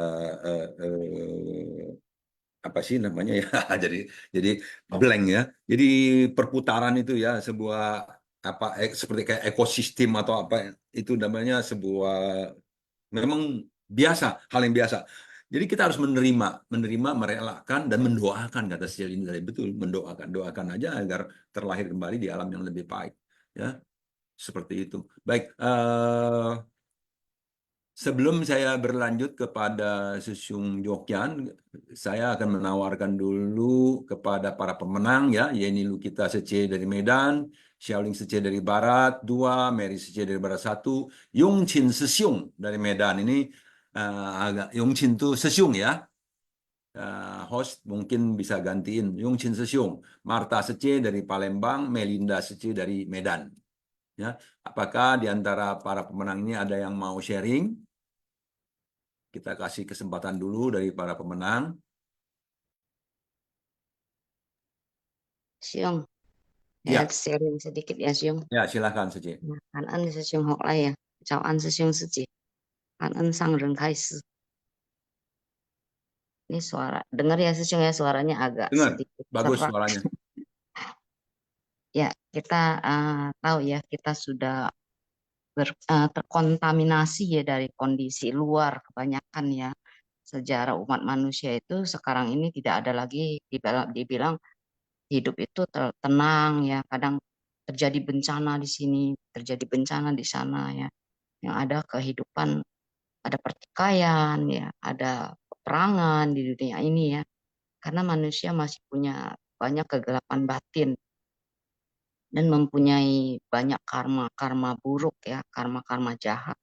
Maka sulit untuk mendapatkan kedamaian di hati. Terus juga terjadinya global warming sekarang ini di mana-mana ya. Antar manusia juga ya, hati kita harus tulus melakukan segala perbuatan ya, tapi tulus itu antar manusia ya, antar manusia, antar urusan, antar benda, bahkan antar sesama ya. Contohnya kita bervegetarian karena panggilan hati, tanggung jawab ya. Ini ya, tulus itu benar di rel yang benar. Sorry. Tidak ada ikatan yang kuat. Kenapa dikatakan tidak ada ikatan kuat ya? Contohnya kita datang on time, respect kepada tugas, hati kita tulus, ada tanggung jawab di dalam kegiatan. Ya, kita tulus juga dikatakan belum cukup. Tulus itu dicuci, bekerja keras, tulus yang luar biasa. Tapi kalau ada cobaan, hati kita mudah mudah goyah, ya, mudah berpindah karena tak ada di dalamnya, tidak ada yang sejati di dalam dirinya. Nah, semakin kuat membina, semakin kuat kita tahu seharusnya kita semakin kuat ya dalam dikatakan iman kita sebagai ikatan yang sempurna. Ya itulah akar kehidupan adalah hakikat sejati kita, hakikat tunggal yang ada di dalam diri kita. Ya, iman itu datangnya dari hati kita. Ya, batin percaya sepenuh hati, tidak goncang dengan waktu. Tulus sangat penting, tapi tulus tidak cukup diikuti dengan iman. Karena iman itu mempengaruhi pikiran kita, hati kita, ya, segenap hidup kita. Ya, nah, inilah membina itu harus dengan sungguh hati, membina itu dengan gambling. Dikatakan membina harus gambling, berani apa? Berani taruhan nyawa. Seperti zaman dahulu ya, mereka rela berkorban, rela mati. Ya, nah itu mereka percaya, ya, percaya karena dalam dirinya ada hakikat yang sejati, ya. Seluruh satu tubuh ini kita adalah satu mekanik kehidupan kita yang luar biasa sebenarnya. Kita tidak tahu, kita tidak bisa hidup kalau tidak ada di dalam diri kita itu tidak ada yang sejati. Hati harus ada rasa bersyukur. Nah, ini sering dikatakan orang sering bersyukur, harus bersyukur. Semua Buddha sudah menyadari ini kebenaran hidup. Ya, para pembina, ya kenapa bisa berjuang? Padahal persyaratan mereka sangat minim. Mereka bukan kemampuan yang hebat. Kenapa mereka bisa mengerjakan pekerjaan yang luhur? Ya, karena mereka berteguh pada hakikat sejatinya. Hakikat yang sejati adalah Buddha bernapas saja sudah sangat bahagia yang tak terhingga. Kita manusia awam tidak pernah berpikir sampai ke sana. Nah, itulah seorang Buddha sama orang awam sangat berbeda sekali. Pemahaman yang benar setiap hari menyelami hati yang sejati. Ya, contohnya ya cahaya matahari ya setiap hari datang. Dari mana? Bisakah kita melihat ya dari celahan kaca atau celahan jendela? Bisakah kita menemukan yang sejati itu? Ya, di dalam segala hal dari hari ke hari darah mengalir, jantung berdetak, bahkan bertriliun-triliun sel dalam tubuh kita. Bisakah kita menemukan? Bisakah kita melihat dan menemukan yang sejati? Tentu kita bisa menemukan itu ya, Sesyong Sece ya. Nah, kita harus menitik ke dalam diri kita. Dan sering dikatakan bahwa batin ini adalah segalanya. Ya, dari pikiran kita juga mempelopori segalanya. Ya, ini aja ya Sesyong Hoklai, kanan Sesyong Sece. Kawan. Kanannya Sece, wah luar biasa ini ya. Jadi Buddha mensyukuri nafasnya. Jadi bukan cuma mensyukuri nafas aja lagi. Buddha mensyukuri cahaya matahari yang menerpa kulitnya. Buddha mensyukuri angin yang berhembus menyentuh rambut-rambut di tubuhnya. Ya, Buddha mensyukuri adanya suara-suara serangga dan lain-lain. Artinya mensyukuri kehidupan, mensyukuri apa adanya. Dan itu memang yang selalu dilupakan karena manusia tidak mensyukuri apa adanya, tetapi menginginkan apa yang belum ada. Mencari terus apa yang belum ada. Belum punya, dicari terus ya. Dan tidak menghargai apa yang sudah ada. Bisa demikian ya. Artinya kenapa bisa disebut tidak menghargai? Ketika saya bernafas, saya tidak menghargai nafas. Tapi kalau saya nanti di rumah sakit, dikompa pakai bayar, baru saya menghargai. Aduh, ternyata nafas saya mahal ya. Mesti dikompa. Sekali bayar oksigen berapa duit. Nah itu. Jadi saya waktu bernafas ini, saya nggak menghargai nafas saya. Itu Li Suotangran, katanya. Li Suotangran. Artinya seakan-akan nafas itu ya memang bernafas lah. Manusia kan bernafas lah. Gitu. Jadi nggak ada apa-apa. Kalau mau dipikirkan dengan baik, dikaji dengan baik, ya betul-betul kita harus kangen. Udah bernafas, nafas masuk, nafas keluar. Nafas masuk, nafas keluar. Ya, jadi bersyukur. Keluar, bersyukur. Masuk, bersyukur. Karena kalau bisa keluar, nggak bisa masuk lagi, Ya, udah tamat ya. Kita harus pindah alam. Baik, kita sekarang lanjut ke Jokyan Sesyung ya. Terima kasih Jokyan Sesyung sudah menunggu ya. Kanan Jokyan Sesyung, silakan. 感恩上人开示，感恩师兄好来。Selamat pagi, 师兄师姐 semua. Di Tsuchi adalah jalan bodhisattva. Di Tsuchi kita diajarkan mengenai jalan kebenaran. Nah, ketika kita melangkah di jalan bodhisattva, kalau misalnya kita merasa tidak nyaman, bukan jalannya yang harus diperbaiki, tetapi kitalah yang harus introspeksi diri. Apalagi kalau misalnya kita merasa tidak nyaman dan kemudian kita memutuskan untuk memilih jalan di luar jalan kebenaran yang salah lagi. Nah, dalam kita menapaki jalan bodhisattva, kita tidak sendirian tentunya. Di situ bisa bertemu dengan banyak bodhisattva lain yang tentunya dengan sifat yang berbeda. Ada yang sifatnya lebih dekat dengan Ananda misalnya. Kemudian ada juga yang sifatnya lebih dekat ke Dewadatta misalnya. Dan sifat-sifat bodhisattva lainnya. Nah, dari situ sebenarnya kita bisa bercermin ya, sebenarnya posisi kita itu ada di mana. Ya, lebih dekat ke Dewadatta kah, apakah lebih dekat ke Ananda kah, dan lain-lain gitu. Nah, dari situ sebenarnya kita bisa bercermin, dari situlah kita bisa memutuskan ya apa sebenarnya yang kita mesti perbaiki dalam diri kita sendiri. Kira-kira seperti itu Sesyong Kanan. Oh, kan ya sesungguhnya. Jadi ya bolak-balik lagi, makanya bercermin juga belajar. Belajar dan belajar. Jadi belajar. Kita masuk ke ceci juga mau belajar. Jangan berpikir masuk ke ceci kita sudah mau merubah ceci.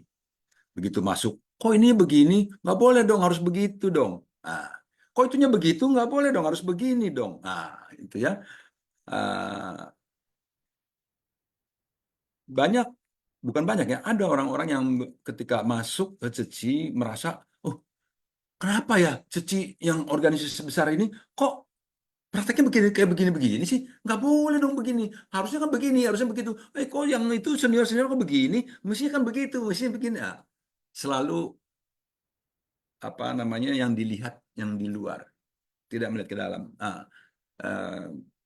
Kalau apa namanya setelah nanti menemui kesadarannya, sadar bahwa yang mesti dirubah tadi adalah dirinya, cara pandangnya, bukan lingkungannya. Yang mesti dirubah itu dulu. Nanti setelah cara pandangnya berubah, mindsetnya berubah, nah nanti baru mulai bisa selaras dengan lingkungannya. Karena kalau cara pandangnya, mindsetnya berbeda dengan lingkungan yang berbeda, tentunya nggak bisa selaras. Ya, kalau tidak selaras, hatinya terus-menerus dipenuhi dengan kerisauan, berbagai kerisauan.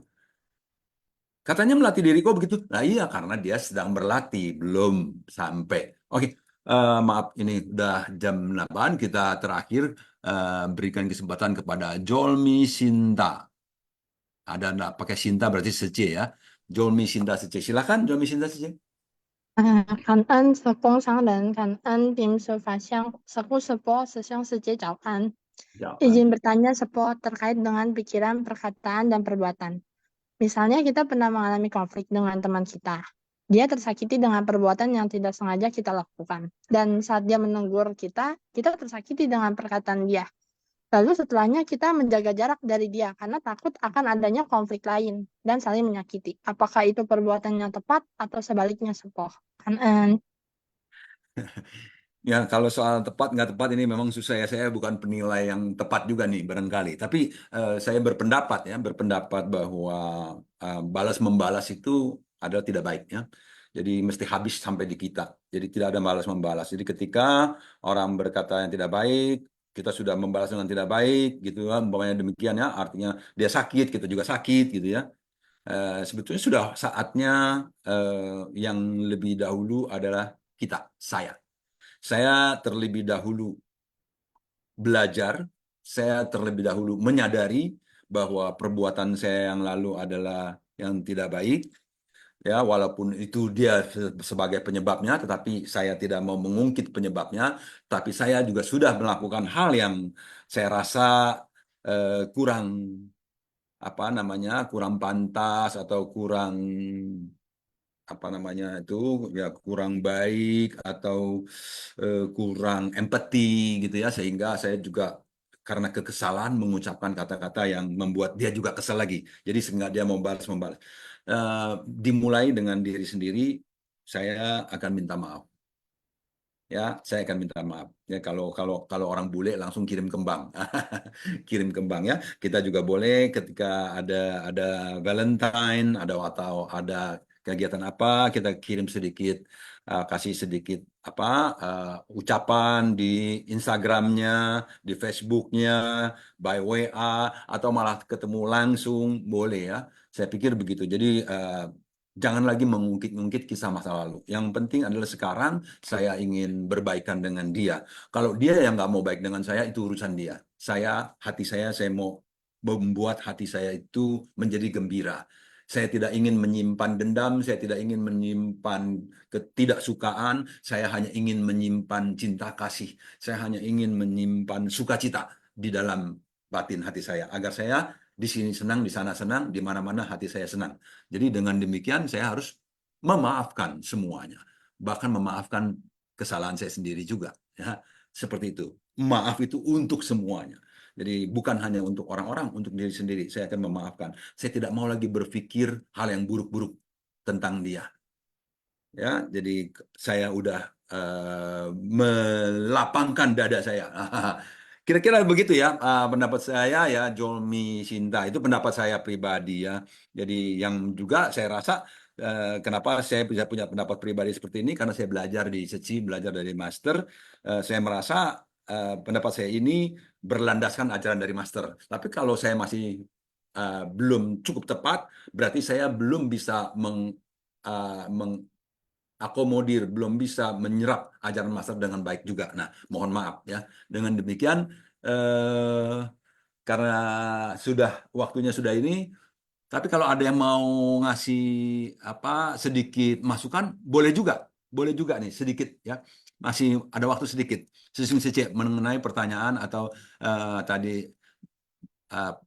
dari Jolmi Sinta saja. Ada yang mau kasih itu? Nah, ini dari Jambi, Jenny saja mengatakan, seperti kata Master, tidak ada yang tidak saya cintai, tidak ada yang tidak saya percayai, dan tidak ada yang tidak saya maafkan. Nah, itu betul sekali ya, Putian Sanu ya. Jadi ada 3 tiada. Demikian ya. Dari yang lain lagi nggak ada ya. Kalau nggak ada, kita masuk ke kosakata. Host silakan. Maaf, Sesyong. Mulai Sesyong, TBR tidak ada kosakata, Sesyong. Oh, hari ini tidak ada kosakata. Baik. Kalau begitu ya, jadi Kangen semua sesung sece yang sudah hadir, kita belajar bersama, kita sharing dan berbagi, kita saling berdiskusi. Semoga semuanya bisa memberikan manfaat kepada kitanya. Semuanya semoga kita bisa terlepas dari segala macam kerisauan ya. Jadi kalau ada kata pelimpahan jasa, ya xiao sancang cufanau ya. Apalagi lupa lah saya ya. Dan demikian. Pokoknya kita semuanya bersyukur hari ini kita mendapatkan siraman Dharma, hari ini kita bisa mendapatkan sharing-sharing yang bisa kita ambil hikmahnya. Semoga kehidupan kita selanjutnya menjadi terbebas dari segala macam kerisauan. Karena saja, mari kita sama-sama berdiri. Xing Qili, Xing Hejang, Xiang Huo Husa, Ji Sang Ren, Xing San Wen Xin Li, Wen Xun, Zai Wen Xun, San Wen Xin. 阿弥陀佛. Sampai ketemu besok ya semuanya. Di ruang yang sama, di waktu yang sama, dengan pembicara yang berbeda, dengan pendapat seri berbeda. Kangen. Kangen, Sesyong, Sejeman.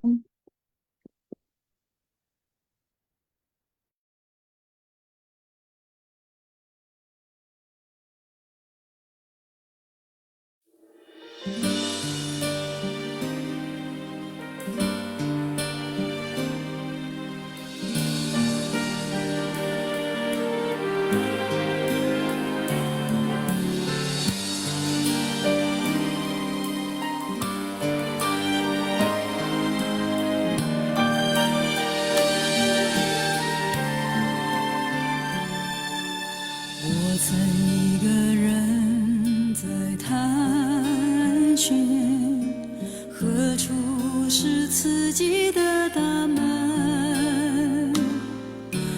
经过那金丝的指点，发现金色就是芳龄。我曾反反复复地在追问，什么是自己的诱因。经过那金丝的插针，一切善念来自善心。我继续在探寻，也继续在追问，到何时才可以与佛结缘。我继续在探寻，也继续在追问，要历经多少风和雨，才能找到自信。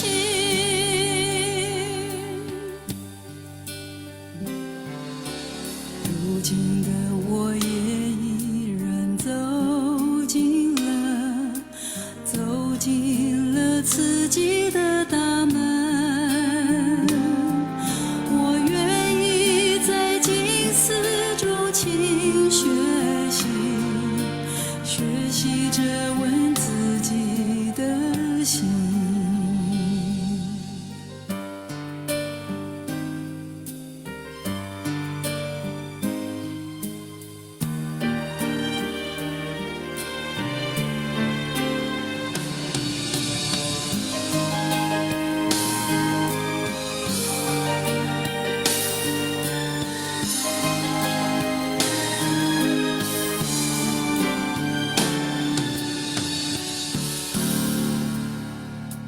我曾反反复复地在追问，什么是自己的诱因。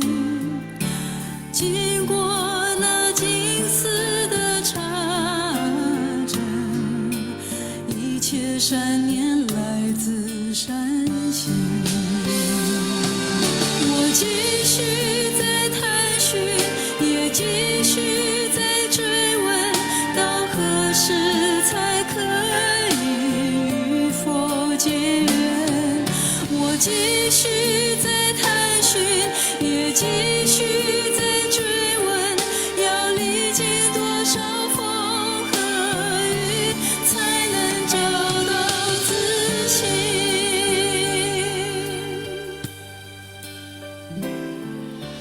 如今的我也依然走进了自己